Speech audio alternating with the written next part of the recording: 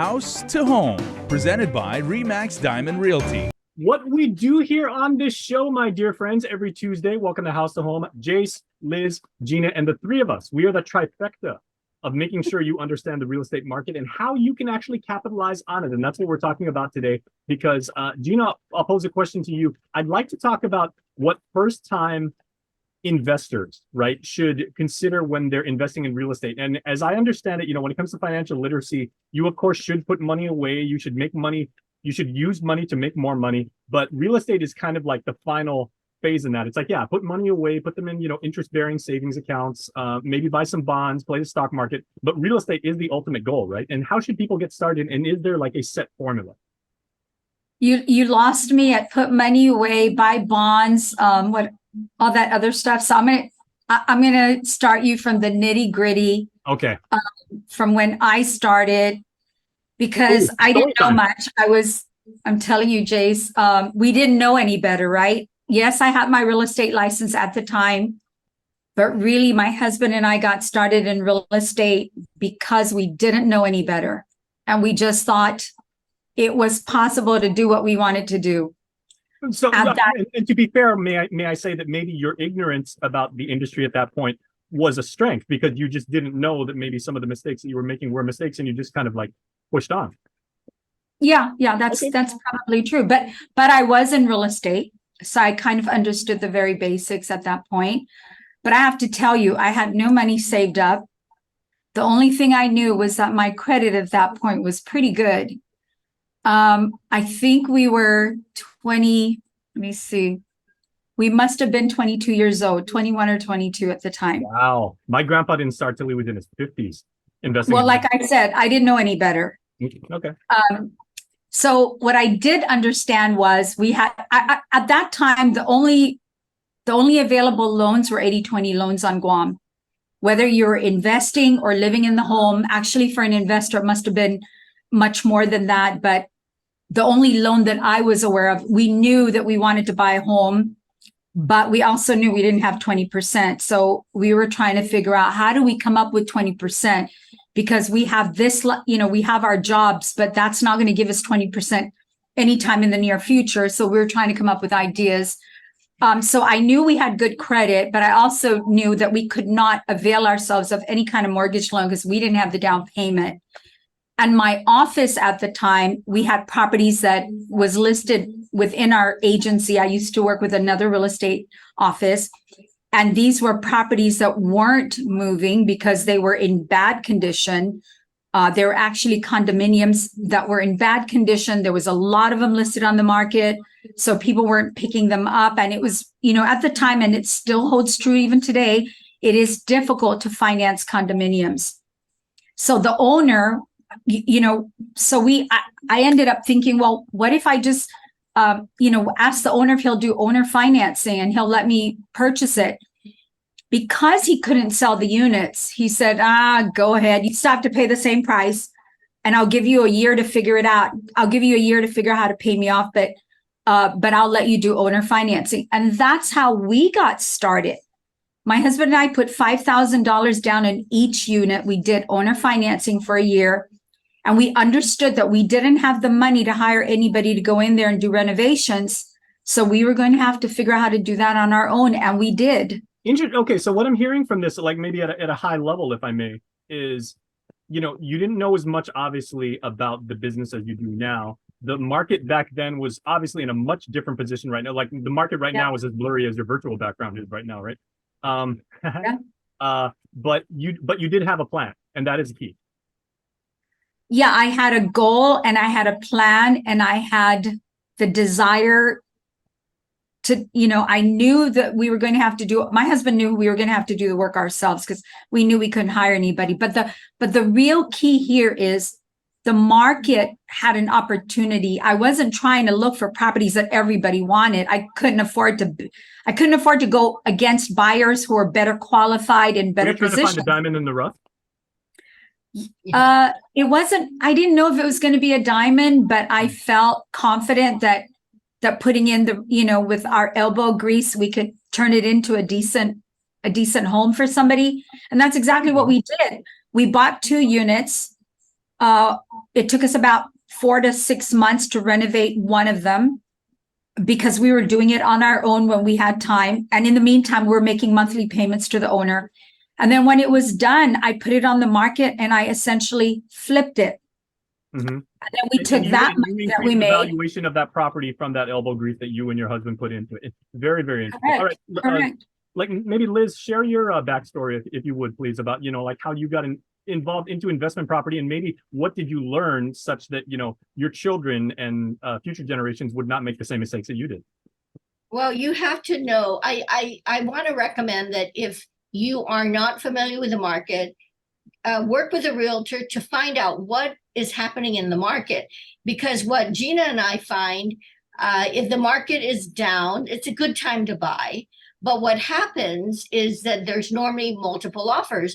So if we coach a buyer that, hey, this is a good buy, this is what they're asking, we usually say, hey, if you want it, you gotta compete. You gotta go for it. Go compete and do well in order to get that property.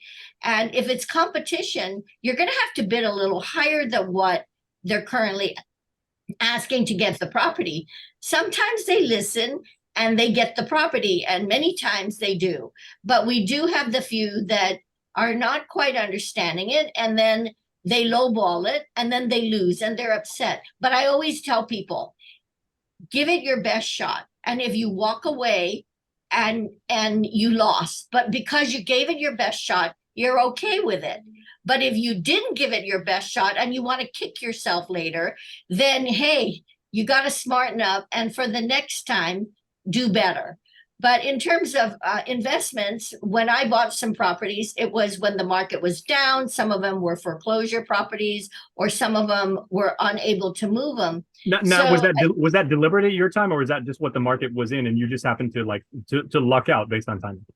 Well, I put in offers on certain properties like Gina that it wasn't moving at the time. And so I gave it a best shot in terms of a dollar amount, and we got it. And of course, over time, the properties that we got many years ago have increased. But I do want to say before I got into real estate, I got together with some friends and put in some money investing in property. The objective was they were going to turn it and sell it. And that was when the market was up here. So we were banking on making money. 30 years later, nothing. Aye.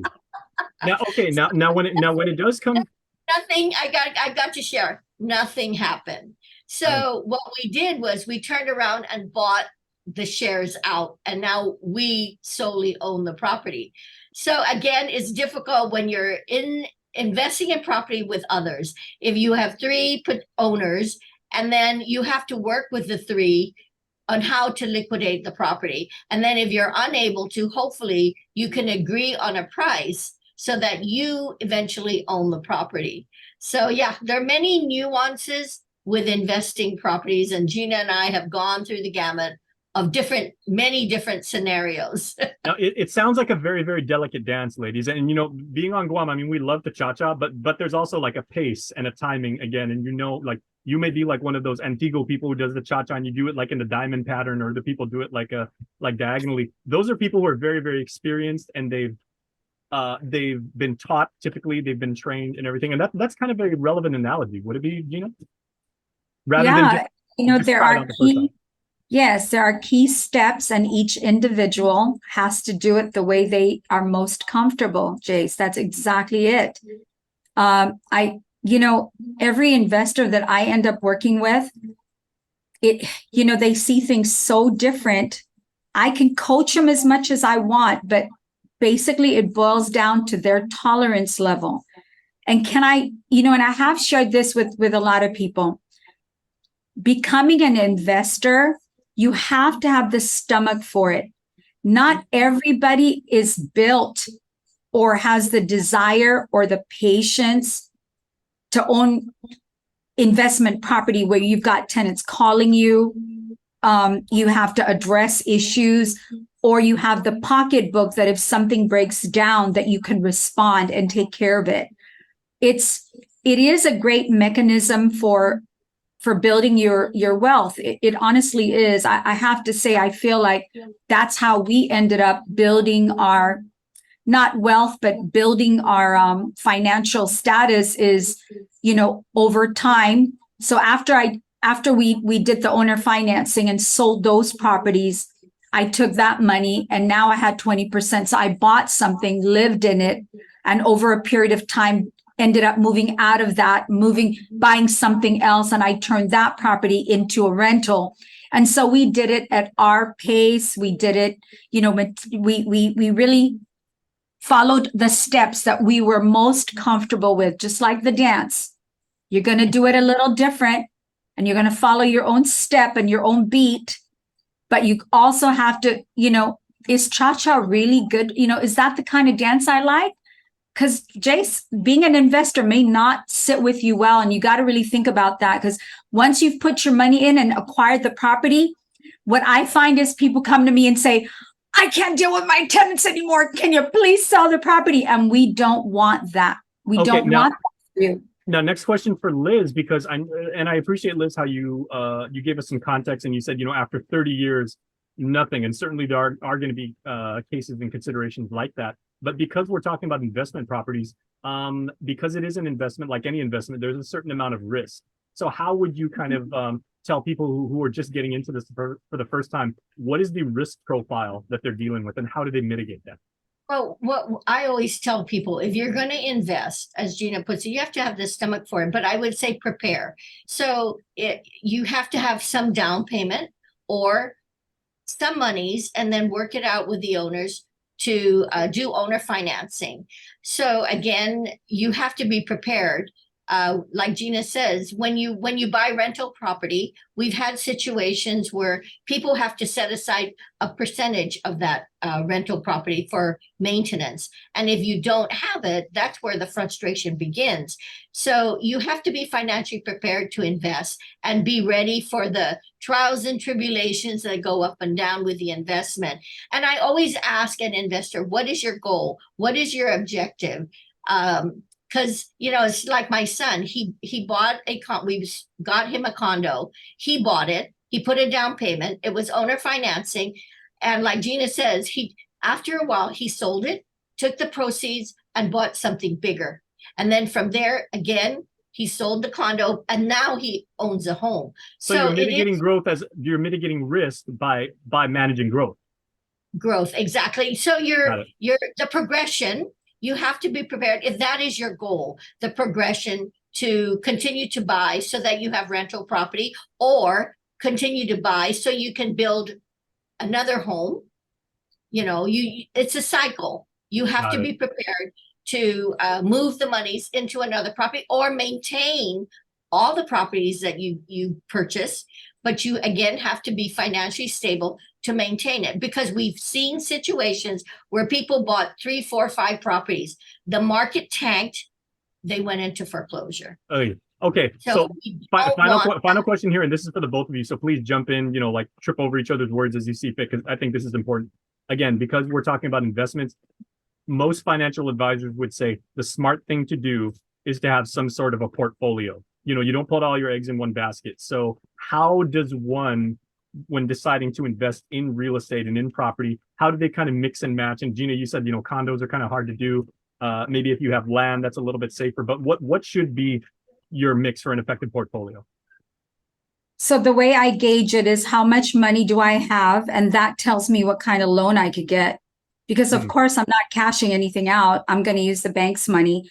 And so if I have a limited amount of cash, then I know I'm going to look at residential. Condominiums require bigger down payment, land even bigger. And so I'm going to look, my goal would be, if I was just starting, hey, listen, what can I live in temporarily? Because why do I want to live in it? Well, because that's the best type of loan I could get out there. So I'm going to live in it, for a period. And then when I'm ready to move on, that gives me the ability to get the best interest rate with the lowest down payment. I'll live in the property for a while. And then when I'm ready, I've saved up enough to buy another place. Then I'll put that on the rental market, go start looking for another home that I would like to relocate to. And of course, it's all here in Guam.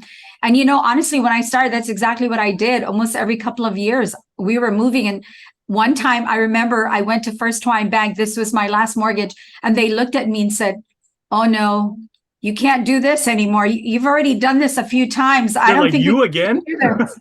Yeah. So I had to come up with a different plan to invest because that type of loan was no longer available to me. Okay. So Liz is assembling an effective and a doable real estate investment portfolio, the same as, like, when you go to the Fiesta line and you take some of the pan de leche, and then you take some of the pickled cucumber, and then you take some of the velvet cake, and you kind of make sure that you have. Well, I think Gina and I both have a mix of land. We have a mix of condos. We have a mix of houses, and of course, my objective is to get them rented and to get as much as we can for the rental. But again, the maintenance of them. But my advice for people is keep your eye on the ball. The market drops and it goes up. It's cyclic, so you need to keep your finger on the pulse of things and contact a realtor to find out. Okay, is it a good time to buy? But I think one of the key prices. It's cyclic, but most of all, prices continue to go up in terms of value.